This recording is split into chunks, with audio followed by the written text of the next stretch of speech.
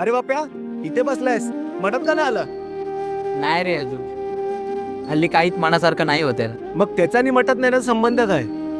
तसं नाही रे, एक एक करून सगळंच निघून चाललंय आणि आता असं वाटतंय स्वामींचं माझ्याकडे लक्ष नाही.